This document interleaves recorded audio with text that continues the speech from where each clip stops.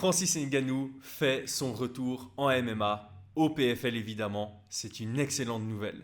Ils l'ont annoncé hier soir, il va combattre contre le vainqueur du main event de ce week-end, champion PFL contre champion Bellator. Chez les poids lourds, c'est Ryan Bader contre Renan Ferreira. Bonjour tout le monde, j'espère que vous allez bien. Bienvenue sur Fight Minds, la chaîne où nous analysons l'art de la bagarre et où nous étudions la science de la violence. Francis Ngannou qui revient en MMA, c'est automatiquement une bonne nouvelle. Je suis hype, tout le monde est hype. Maintenant, c'est vrai. Francis Ngannou contre John Jones, on aurait été méga excité, ça aurait été une dinguerie, une folie absolue.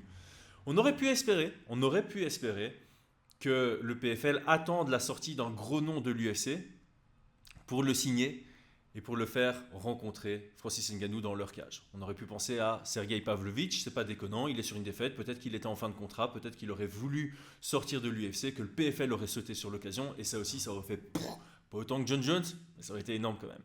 Maintenant, parmi les options qui étaient disponibles au PFL, c'est la meilleure option. Il y avait Ante Delija qui aurait pu être, mais comme il n'a plus combattu depuis un certain temps, ça aurait été compliqué de le vendre. Alors ici, c'est intelligent de la part du PFL. Il annonce à 2 jours de leur événement champion contre champion, qui avait fait un buzz au moment où il l'avait annoncé, et aujourd'hui on n'en parle quasi pas. Donc d'un point de vue marketing, c'est très intéressant. Ça donne de l'enjeu à leur main event, ça donne envie aux gens de regarder cet événement pour découvrir ou revoir le prochain adversaire de Francis Ngannou. J'en profite, cet événement c'est sur DAZN, au même titre que Cédric Doumbé contre Baki, et je commente ce week-end champion PFL contre champion Bellator. Je vous mets un lien en description pour s'abonner à DAZN. Alors, on est sur Fight Minds. Qui est Renan Ferreira? Qui est Ryan Bader? C'est maintenant. On va commencer par le moins connu des deux, Renan Ferreira. Champion du côté PFL. Il a gagné le tournoi PFL de 2023. Alors il n'est pas sur 4 victoires d'affilée. Pour rappel, il y a 4 combats sur une saison au PFL. Il a perdu son premier, mais ça a été transformé en no contest parce que son adversaire n'a pas passé le test antidopage. Donc il est sur 3 victoires d'affilée. 12 victoires, 3 défaites en professionnel. Parmi les 12 victoires, 11 par finish. Une par soumission, 10 par KO/TKO. Il est énorme, il est géant. 2,3 m. Un vrai poids lourd, une armoire à glace, géant, bien musclé, effrayant. Je vais le définir comme un striker jujitsuka. Malgré qu'il ait qu'une soumission sur son palmarès, ça reste une ceinture noire de jujitsu. Il s'entraîne à la team Nogueira et il est dangereux partout. Debout, il est agressif, il a pas mal de volume, il utilise bien son allonge, il a les compétences pour finaliser un adversaire, et au sol, il est tout aussi dangereux. Au sol, c'est pas spécialement en jujitsuka, il va favoriser les positions, il va utiliser vraiment des techniques de jujitsu, mais il va quand même mettre une priorité sur frapper plutôt que sur chercher à soumettre. Donc il a pas mal de TKO au sol dans sa carrière. Ryan Bader, il est un peu plus connu du grand public, il est un peu plus connu tout court. Il a fait une longue carrière à l'UFC en moins 93 kg en light heavyweight, dans la division en dessous. C'est marrant, on en parlait avec Brian dans la vidéo de cette semaine sur l'UFC 300. Historiquement, en light heavyweight comme en middleweight, un peu moins maintenant en middleweight, mais historiquement, on a toujours eu cette impression d'avoir un top 3, top 4, top 5 dans ces divisions, puis un gap de niveau, puis le reste. Ryan Bader, c'est la définition du meilleur du reste, meilleur du subtop. Quand on regarde sa carrière à l'UFC, il a quasi que des victoires. Par contre, il rencontre John Jones, il perd. Il rencontre Anthony Johnson, il perd, pour citer que ces exemples-là. Dans la vidéo avec Brian, on avait justement pris cette période comme exemple type. John Jones, Anthony Humble Johnson, Alex Gustafsson, Daniel Cormier. Top 4, super fort, très très beau combat. Gap de niveau, le reste. Et typiquement, Ryan Bader, c'était le meilleur du reste avec Glover Teixeira. Ils se sont rencontrés, très beau combat si vous voulez aller le voir. C'est Glover qui l'avait remporté. Et au final, quand John Jones est parti, Glover a refait une ascension vers le titre et il est devenu champion. Très belle histoire. Bref, je reviens à Ryan Bader. Ryan Bader, au moment où il s'est rendu compte qu'il n'allait pas devenir champion à l'UFC, il a fait le choix de partir au Bellator. Très bon choix parce qu'il est devenu champ. En moins de 93 en light heavyweight et en moins de 120 en heavyweight. Champ au Bellator.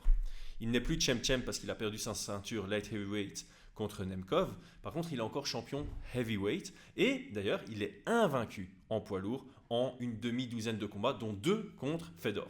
Alors, Fedor, après son prime, clairement. Et d'ailleurs, c'est ça qu'on peut reprocher, c'est que il n'y a pas énormément d'adversité en poids lourd au Bellator et donc le niveau est pas voilà, si on met Ryan Bader maintenant au poids lourd à l'UFC, il n'est pas top 5, il est 7, 8, quelque chose comme ça. Mon opinion évidemment. Arrivons à ce combat, Renan Ferreira contre Ryan Bader. Très serré sur papier, c'est quasi un 50-50. On voit des chemins vers la victoire pour Renan Ferreira grâce à sa taille, son format, son agressivité, son opportunisme. Et on voit des chemins vers la victoire pour Ryan Bader, principalement avec l'utilisation de sa lutte, avec un style comme il avait fait au PFL au Bellator Paris contre Che Congo, où il va utiliser sa lutte, il va casser la distance, il va clincher, il va garder le contrôle au clinch, il va chercher à amener au sol, il va favoriser le contrôle. Donc c'est peu divertissant. Et donc, bon, tout peut arriver, hein. On est en MMA, encore plus on est en poids lourd, on sait que Ryan Bader est aussi capable de connecter, mais quand il fait face à des dangereux strikers, il va utiliser sa lutte pour du contrôle et une fois qu'il est dans l'aspect de la lutte, il ne va pas vouloir la lâcher, donc il va pas prendre de risques pour frapper, laisser une ouverture de se relever et devoir retravailler, repartir de zéro pour ramener ça au sol. Donc ma préférence, d'un point de vue nom, ça aurait été Ryan Bader. Pour moi, Ryan Bader contre Francis Ngannou, c'est deux noms qu'on connaît plus, donc ça vend plus juste sur le nom. Par contre, d'un point de vue sportif, je suis largement plus intéressé par Renan Ferreira parce que je trouve que d'un point de vue marketing, il y a plus de choses intéressantes à faire. Ngannou, dans les deux cas, sera ultra favori. Ngannou contre Ryan Bader, on a l'impression que ça va peut-être donner Ryan Bader contre Anthony Johnson. Ryan Bader, quand il a peur des frappes de son adversaire, il shoot très tôt dans les jambes, très très bas. Et s'il réussit son amener au sol, ça donne un round pas divertissant. S'il réussit pas, il agrippe la jambe et puis il se fait finaliser sur un TKO pas spectaculaire. Bon, évidemment, comme je l'ai dit, hein, Francis Ngannou, c'est la définition que tout est possible, que tout peut arriver. Donc on pourrait vraiment se faire méga surprendre par Ryan Bader qui met un KO à Renan Ferreira, puis qui met un KO à Francis Ngannou, mais la probabilité est infime. Et on ne va pas y croire avant que le combat ait lieu, donc ça ne va pas nous motiver à le regarder. C'est ça que j'essaye de dire. C'est possible, mais c'est tellement infime comme probabilité que ça ne va pas nous motiver. Alors que de l'autre côté, si Renan Ferreira est impressionnant contre Ryan Bader, je pense qu'il y a vraiment moyen de construire une hype en se disant ok, lui, il va rentrer contre Ngannou en mode Pavlovich Thomas Spinal. Il va dire ma meilleure chance contre Ngannou, c'est de prendre des risques.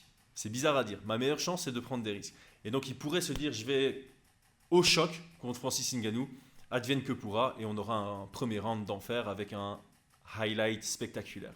Donc, préférence clairement sportive sur Renan Ferreira parce que autant Ngannou sera ultra favori et en général quand il y a un énorme favori dans un combat on est moins attiré en tant que fan, autant il y a vraiment ce côté ok, même s'il est méga favori, je crois que Renan il va rentrer, il est énorme, en plus tu peux vraiment dire le choc des titans, les deux géants méga musclés, donc il y a ce côté là à développer, mais il y a vraiment le côté ok, c'est Renan Ferreira est dangereux, est opportuniste, est capable de finaliser tout le monde n'importe où, il rencontre Francis Ngannou, ouais, ça en jette, encore une fois, ça en jette pas plus que John Jones, loin de là, ça en jette pas plus que si Sergei Pavlovich sautait de l'UFC, loin de là, mais pas mal quand même, Dites-moi ce que vous en pensez en commentaire, à très bientôt, c'était Chris sur Fight Minds.